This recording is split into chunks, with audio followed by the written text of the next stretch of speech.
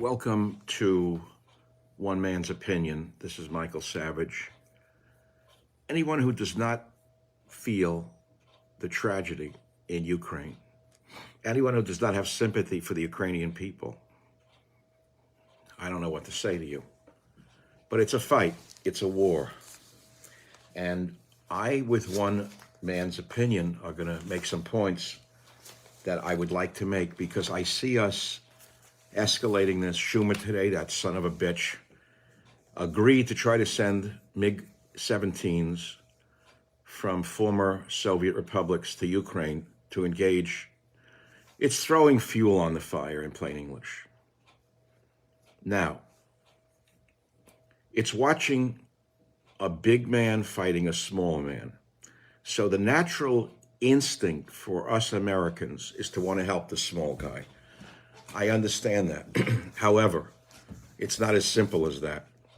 You have two patriots on both sides of this battle. Make no mistake about it, they're both nationalists. You don't want to know that. Most of you don't want to accept it because you think that little Zelensky, the vulgar comedian, is one of the New World Order perverts like you on the left, like a Howard Stern, like a Larry David, which he is.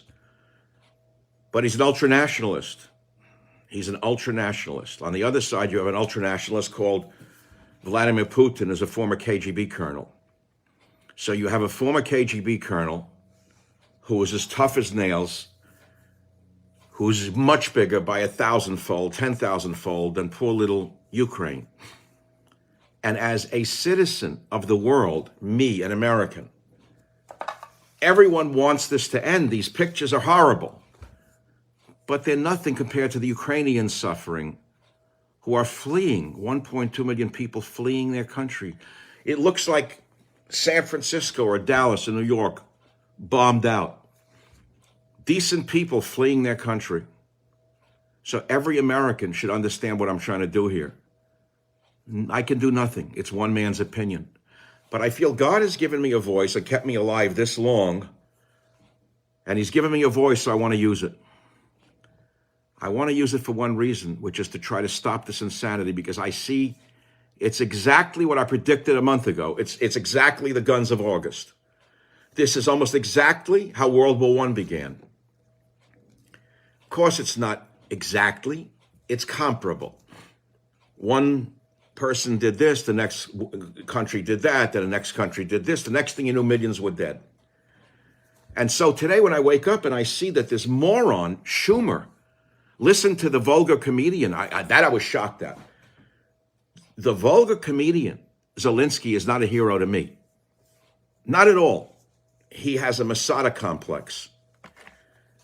On the other side, you have Putin, who has a scorched earth policy. You have a Masada complex on the Ukrainian side. You have a scorched earth policy on the other side. We all want this war to stop. The Ukrainian people have suffered far too much. But how do you stop this insanity? By escalating the war?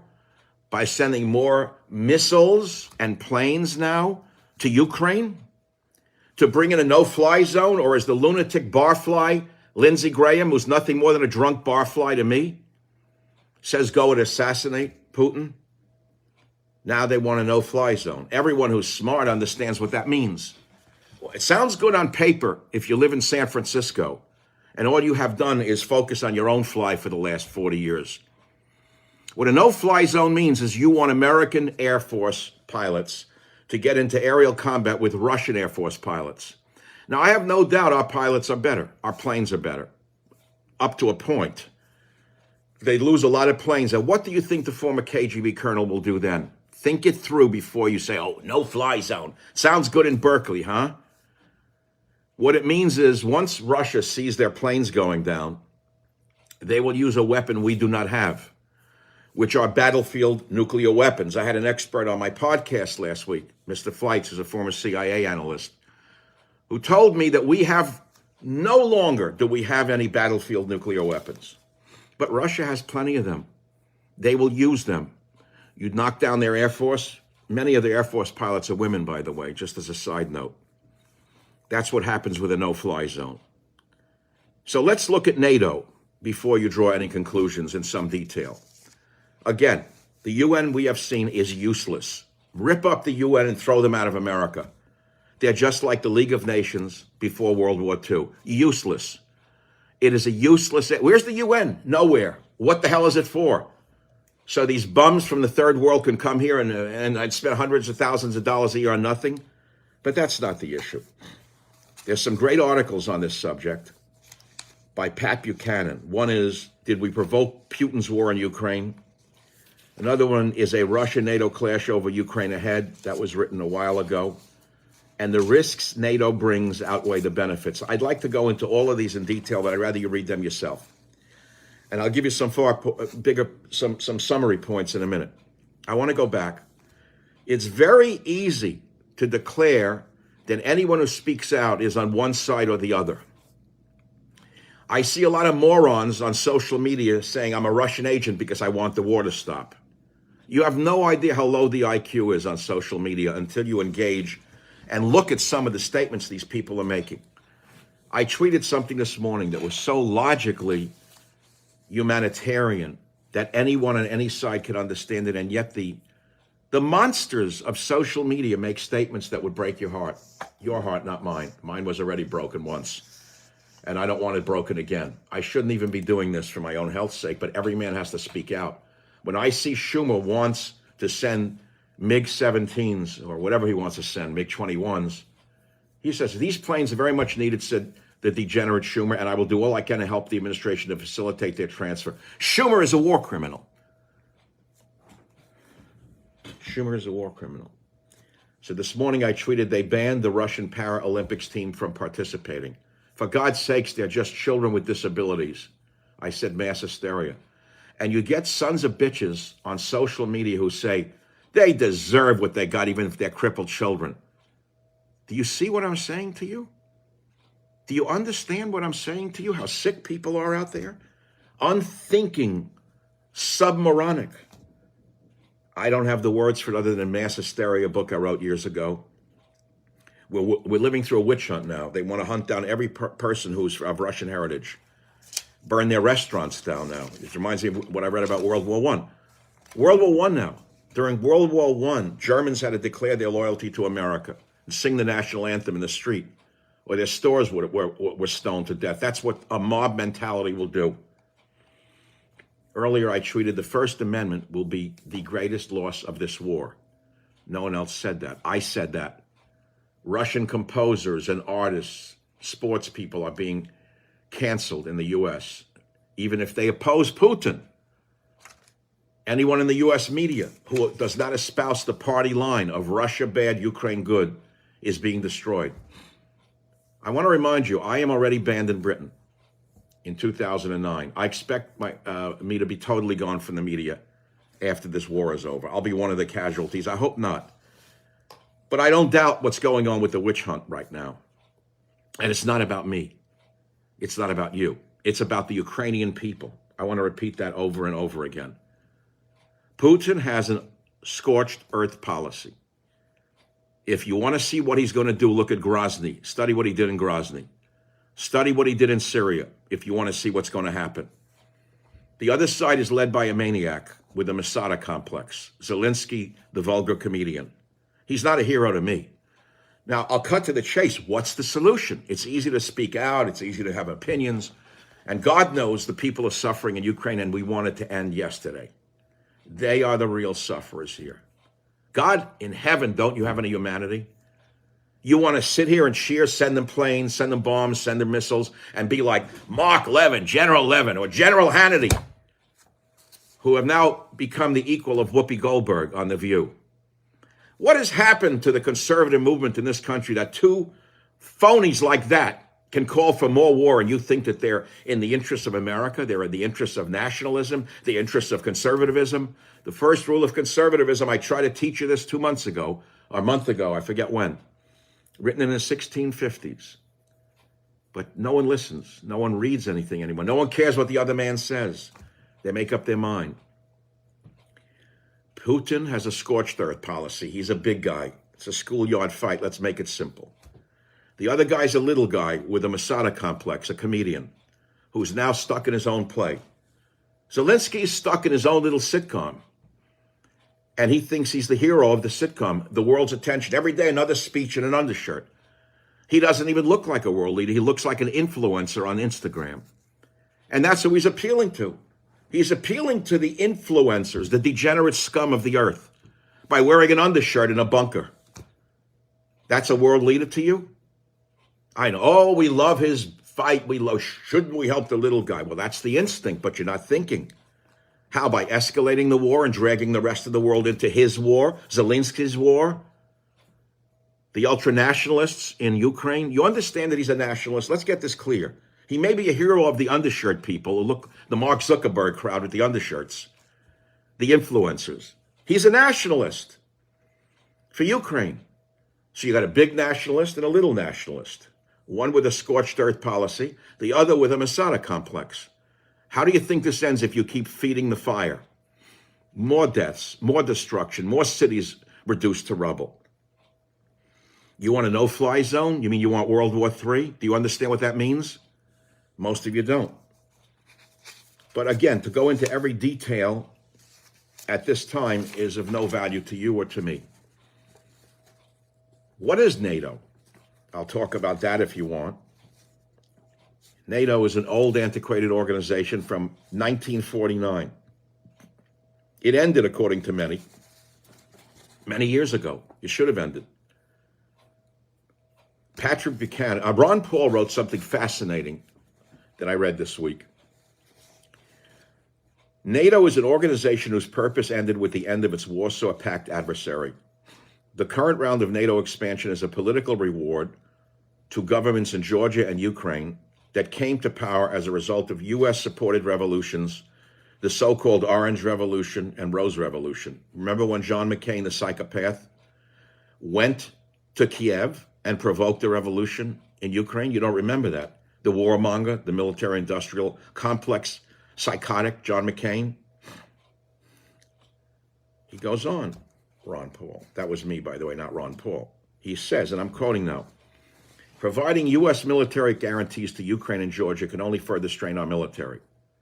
The NATO expansion may well involve the U.S. military in conflicts unrelated to our national interests, said Ron Paul. Great man. He goes back to 1949, when the U.S. Senate initially voted on the NATO treaty, and Senator Robert Taft, known as Mr. Republican, gave an excellent speech on why he voted against creating NATO. And I could read you the whole story. It comes down to this. He said, if you keep expanding NATO with other countries, from Norway and Denmark to Turkey and Greece, it may form an opinion, and Russia may decide that the arming of Western Europe, regardless of its present purpose, looks to be an attack on Russia. Its view may be unreasonable, and I think it is, he said, but from the Russian standpoint, it may not seem unreasonable. See, two sides to a war. And unless you understand the other side, you're never going to come to peace.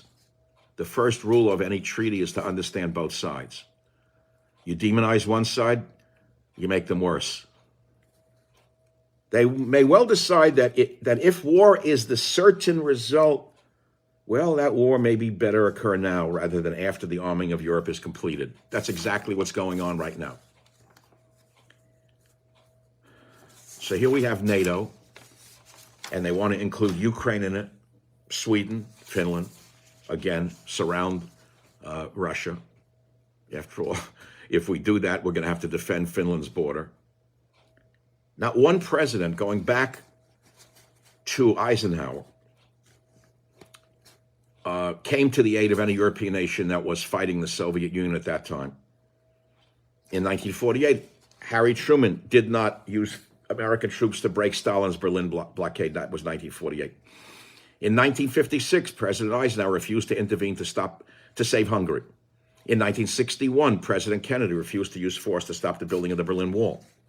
In 1968, President Lyndon Johnson did not intervene when the USSR invaded Czechoslovakia to crush the pro-democracy Prague Spring. So where are we today? We've expanded NATO to the point that some of them border Russia. There are now 28 nations of Europe that we are obligated to defend if they are attacked. Look how this cancer has spread. It's not even in our national interest. military-industrial complex, Schumer. Fact is that Ukraine is not part of NATO for good reason. But 5 of the countries that are members of NATO and they border Russia or Ukraine, Romania, Slovakia, Poland, Latvia, and Estonia, are currently giving Stinger or Javelin missiles to Ukraine to destroy Russian tanks, to knock down Russian aircraft, knock down helicopters, to kill Russian soldiers in Ukraine. Do you know what happens if Putin retaliates against any of these countries because of these arms transfers that are killing Russian soldiers and knocking down their helicopters? The U.S. would be obligated under Article 5 of NATO to fight Russia on behalf of these NATO nations, Romania, Slovakia, Poland, Latvia, and Estonia. That's what you want? So the fact of the matter is, there's a great article on this. Buchanan ends by saying, those who prevented the U.S. from realizing former President Bush's ambition to bring Ukraine and Georgia into NATO may have saved us from a war with Russia in which both of us could have suffered horribly. That says it all. You want war with Russia? I'll buy you a one-way ticket to Ukraine. All of the keyboard warriors, go fight Russia. All of the keyboard warriors from Berkeley. There are 2 sides to this story. I know that the natural humanitarian instinct is on the side of the Ukrainians. They're the small guy in a terrible fight with a big bully. Putin is a dictator. Let me be very clear. I've said it before, I'll say it again. But he's a dangerous man. He has an almost scorched earth policy. And I'll conclude by reminding you that the other side also is led by a nationalist called Zelensky, the one with the undershirt, who every day tries to drag the world into his battle. He has a Masada complex. We all want this war to stop yesterday. The Ukrainian people have suffered far too much. But you don't end the war by escalating the war. You don't kill for peace, as in Vietnam. You don't put in a no-fly zone, which is guaranteed to escalate the war. And so before you jump in on a side, I want you to go away with some thoughts. You have 2 nationalists. Zelensky is a nationalist. Putin is a nationalist. Ultra-nationalists, both of them. What's the solution? There is a solution, which is they got to remove Zelensky because he's shown himself to be unreasonable. He's not negotiating. He's demanding. You got a huge guy beating the hell out of him in a playground, but he's demanding that the big guy do what he wants. Let's start again. You want to make it simple? It's not simple. 1 million people more are suffering. A big kid is beating the hell out of another kid, a smaller kid in a schoolyard. And the big kid's saying, just give up and I'll stop. The little kid shows spunk. I'll never give up. So natural. Oh, we love him. He's a real hero. That's the comic book. But it's not him who's suffering. It's the women. It's the children. It's the cities that will not be rebuilt in your lifetime. I am trying to tell you that there's peace that we all want here. In the name of Jesus Christ of Nazareth. And I am Jewish. In the name of Jesus. In the name of Moses. In the name of Abraham. In the name of Allah. In the name of Buddha. Stop the killing. Don't add fuel to the fire like these sons of bitches on Fox News. All of these armchair generals, these lousy bastards. I actually hate them for what they're doing. I can't take listening to the Hannitys and the Levins. They're disgusting. They're calling for war while sitting on their fat asses in their mansions. What's the solution? Big kid's beating up the little kid. Big kid says, just give up and we'll work something out. Little kid says, fuck you. I'm not giving up. And he appeals to the world every day. Come help me. Come help me. Come beat up the big guy. So your instinct is to help the little kid. But it's not a schoolyard. It's called the War of the Worlds. So there are 2 sides to this story. If you don't see the Russian side, which is very hard to see when you see pictures of what's going on in Ukraine, which are horrible, there is a solution, which I'll conclude with. Again, it's one man's opinion. One man's opinion. A man who has lived a certain number of years. I've studied history since I'm 18 years old. I've seen World War I start by accident and turn into World War I where tens of millions died. This will be much worse. You want a nuclear war? Go for a no-fly zone. Have Whoopi Goldberg go fly a plane. Have one of the hags on Fox News go fly a plane against the Russians. Here's a solution. You get the little nationalist to get the hell out of there. You remove the little bastard Zelensky. Get him the hell out of there. The man is trying to, every day, try to drag the world into his war. Do you understand how dangerous Zelensky is right now? I'm not saying he's wrong. I'm telling you the consequences of what would happen if you listen to that influencer who's caught up in his own sitcom. He never had such a starring role. Larry David leading a nation. And Larry David now has the whole world listening to his act. He's got a one-man comedy show. Now he's playing the world leader. And he's saying, come fight my battles. The other guy, again, I'll have to repeat it till you hear me. Both are nationalists. One has a scorched earth policy. Zelensky has a Masada complex. You know how many times Zelensky said, I may die? That's a Masada complex. But if you study the Masada, it wasn't just the leader of the revolt in Masada who died. They all committed suicide. Is that what Zelensky wants? Everyone to die for his ego? So the solution, you keep asking, what's the solution? One man's opinion. I'm not running the UN. I have no power. I'm one man alone, suffering in my own way over the horrible pictures coming out of Ukraine of the women and children, the buildings being blown up, the women, the children. I've never seen anything like this in my lifetime. It's my worst nightmare. You get Zelensky the hell out of there. He's a clear and present danger to not only his own people, but to the world's survival. And you turn Ukraine into a Switzerland. You make it a neutral country. A neutral country that says we will not join NATO, we will not put missiles on our border with Russia, we want independence. That's the end of the story. Now, the warmongers out there like Levin and Hannity say, oh, he wants to rebuild the Soviet Union. He read that in the newspaper a few years ago. Wants to rebuild the Soviet Union. Next, he's going to invade Poland and Czechoslovakia. I sincerely doubt it, especially after this. It's been quite a disaster for Putin, by the way, so far, apparent to what I have seen. I have no power. I feel for the Ukrainian people right now. They're the suffering ones. Don't you want this to stop? What do you want? What the hell do you idiots want? You want more war? Send them airplanes. Send them missiles. What do you think they're sending them missiles for? The Javelin missiles. Very good. Who do you think makes the Javelin missiles? Did you see their stock went through the ceiling after they tested them on the field and they found out they work real well? They have to make new ones. They really work. What a great military industrial complex. Test them out on a battlefield. And they worked. Wow. Who cashed in on that one? Which senator got a kickback when they put in an order for more Javelin missiles? So you got the comedian facing the former KGB colonel. There's no question in my mind how this chess game ends. And it has to stop before it ends. And before the whole world goes up in smoke. Two sides to a story. I'm going to leave you with one other thought from an article that I read in the Union Leader last month by Buchanan. Did we provoke Putin's war in Ukraine? He wrote it then. He wouldn't write it now. He writes this: in 2014, a democratically elected pro-Russian president of Ukraine, Viktor Yanukovych, was overthrown in Kiev. I know you say Kiev now because you heard it on TV. For years it was Kiev, now it's Kiev. All of a sudden they all have a new pronunciation. It's like Qatar, gutter. Everyone's an expert now. Overthrown in Kiev and replaced by a pro-Western regime.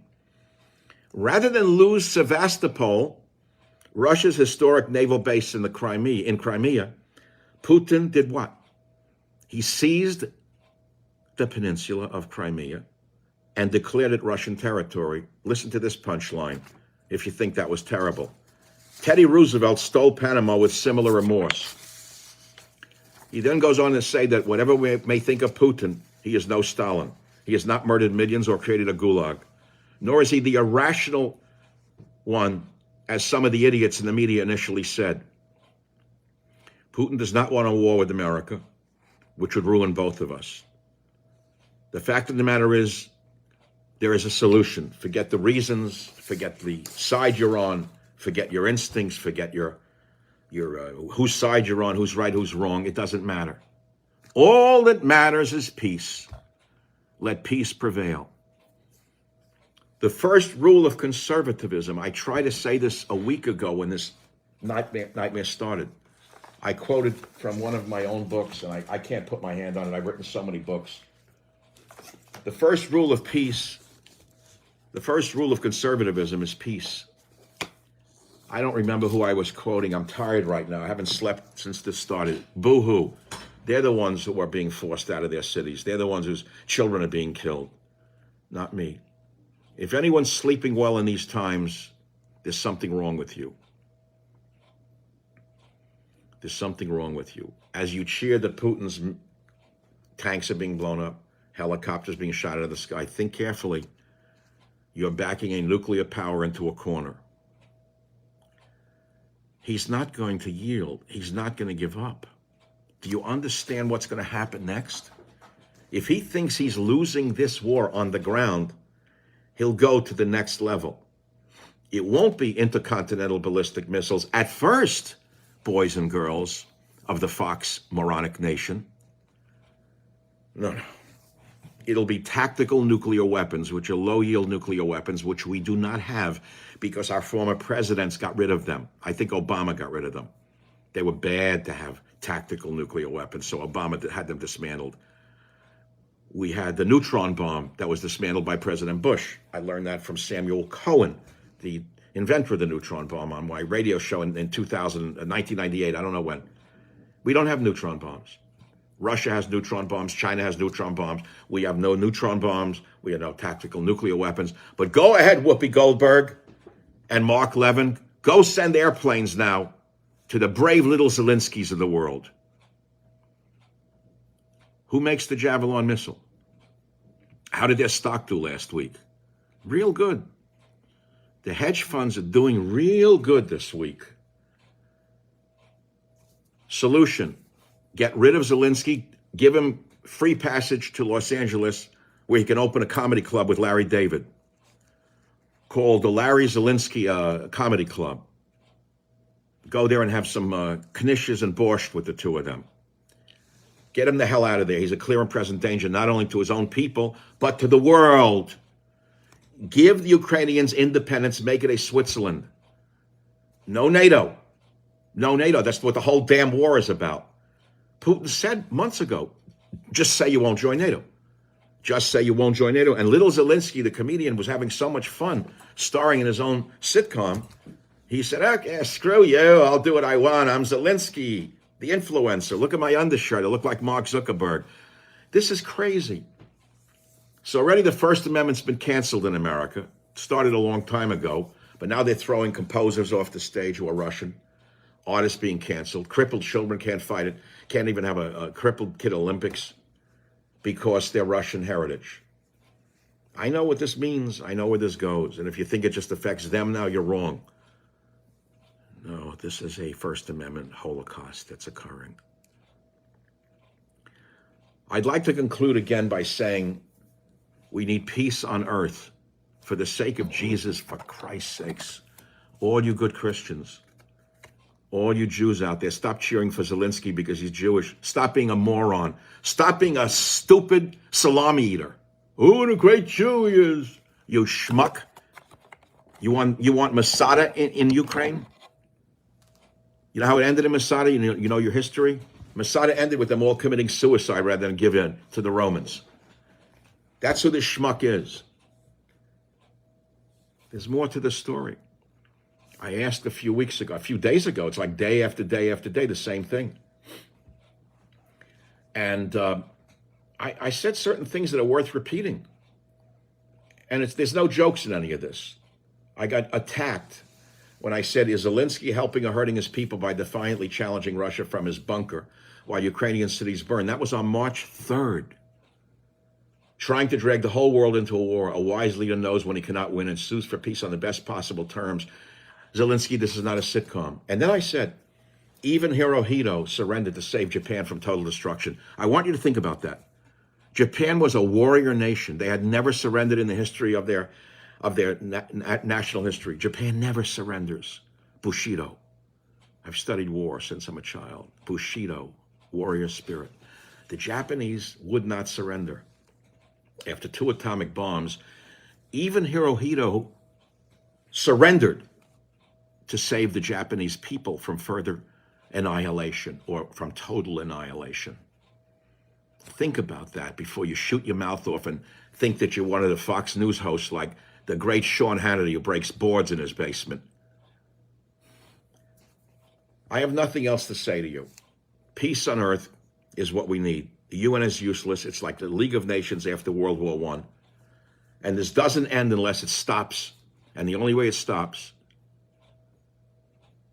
is get Zelensky out of there. Get Zelensky out of there. Put in another Ukrainian leader, not a stooge of Putin, a real Ukrainian leader who is not an ultranationalist, not a comedian, not an egomaniac, not a narcissist, who thinks about his people. And all of you keyboard warriors who hate Putin and say he's trying to rebuild the Soviet Union, stop listening to Fox News. Just stop it. You are stupid. We need to save Ukraine. The suffering has gone on too long. That's all I want to say. I'm only one man alone watching this terrible tragedy. It's the worst thing I've seen since the footage of World War II. You don't end it by throwing Coleman lighter fuel on a fire. You don't send Javelin missiles. You don't send jets now. What's next? What's next? Ladies and gentlemen of the world, for those of you who are seeing this, please come to your senses. Please come to your senses for the sake of the Ukrainian people, for the sake of the world. Insist that Zelensky be removed by his own people. Give him free passage before they kill him. Then he'll be the martyr that he wants in Masada. They can make bronze statues to him in the parks in Kiev years from now.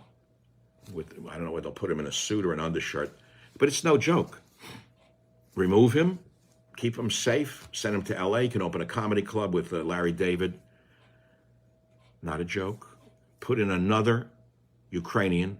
They elect another one to go in who's not as fanatical, ultra-nationalist and fanatical and narcissistic as Zelensky, the maniac, and sue for peace while you still can. Sue for peace. Ukraine. We are now Switzerland.